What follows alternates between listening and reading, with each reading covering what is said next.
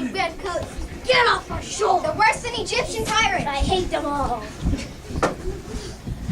What's this? A printer shop? Eads and Gill's printing office. I hear Ray's voices from upstairs inside. Let's see if we can... I'm sorry, but this is the private meeting. Ask us and I'm the narrator, and I was wondering the Sons of Liberty were meeting here. Sons of Liberty were printers. We're discussing ink. What's your name? Jones, this is Jones from the Museum. Down with the king! Down with England!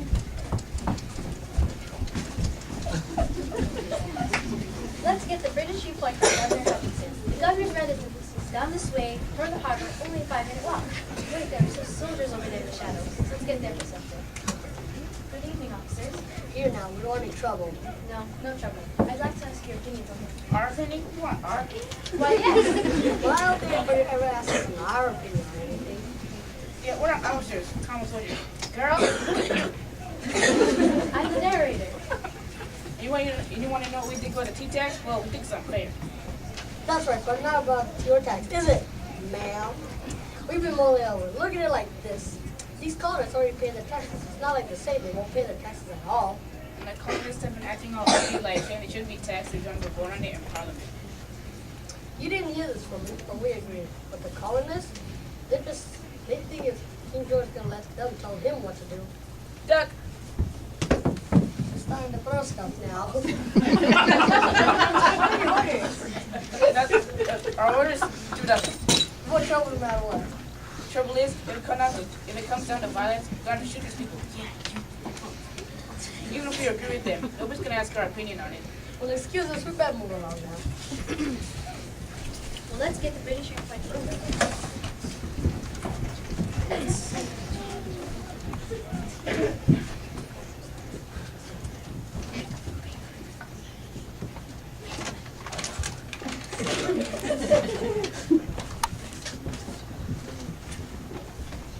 Excuse me, sir. May we have your opinion? What is the British viewpoint?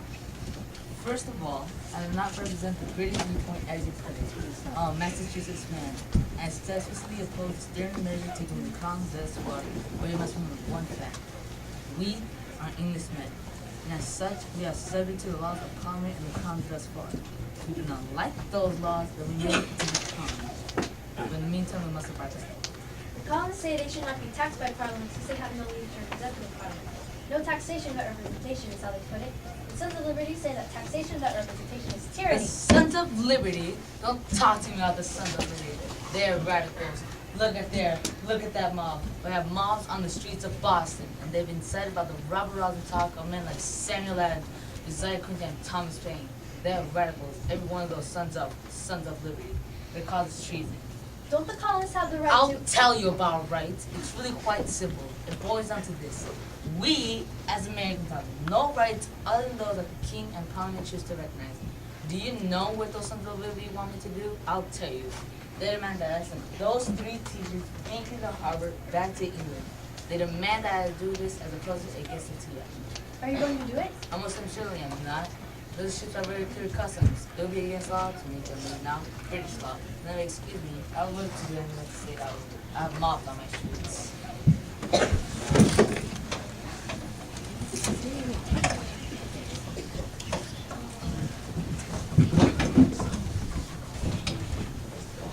Are we gonna sit here and do nothing? No! Nay! Are we gonna sit here while tyrants keep us so on injury? No! No, then what shall we do? Talk, discuss, debate? No! We'll act. We'll act this very night. In Charleston, do you know what they say about us in the South? In Charleston, where patriots loaded tyrants into a damp warehouse, they say Bostonians that dare not resolve what to do, they do what they resolve. The time for talk is past. What do you say, Sonny Adams? You all know me, do you not? I'm that same Sam Adams who has opposed tyranny and loved liberty. And I say this, Mr. Quincy and I have sent a demand to Governor Hutchinson. It is a simple one.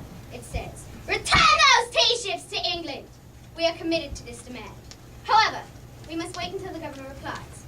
But know this, if we act, the tyrant will call our actions treason, and he will react accordingly. Sam, the best news is coming from the governor's residence. Governor Hutchinson said you may not return the tea ships to England. Did you say nothing else? Nothing. Just Gentlemen, this meeting can do nothing further to save the country.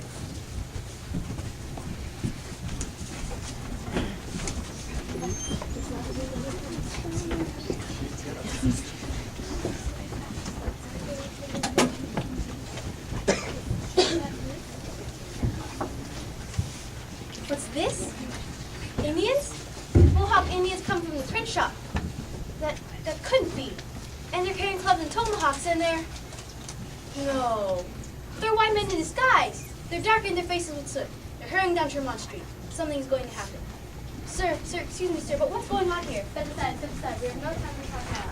Well, why are you dressed like that? We're gonna see how the king's tea mixes with salt water. What? Salt water? You mean... Wait, other men disguised of them are joining in the side streets. We're headed for the harbor.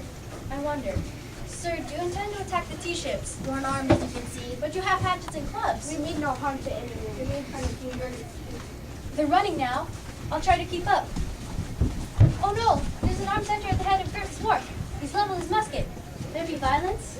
Halt! Who are you men? What do you want? We want nothing from you. We ask you to step aside. You are far outnumbered. Now please, step aside. Everyone is tense. What's going to happen? Wait, the sentry has lowered his musket. They're letting the men pass. They actually mean to do this.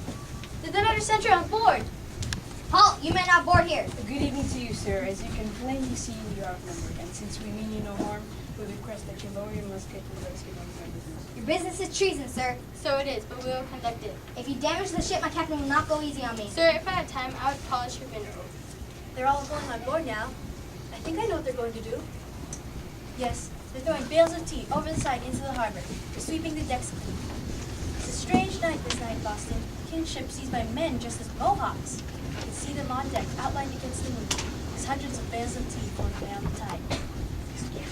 Well, there you have it, ladies and gentlemen. The sons of liberty are climbing back to Griffith's Wharf and dispersing in all directions.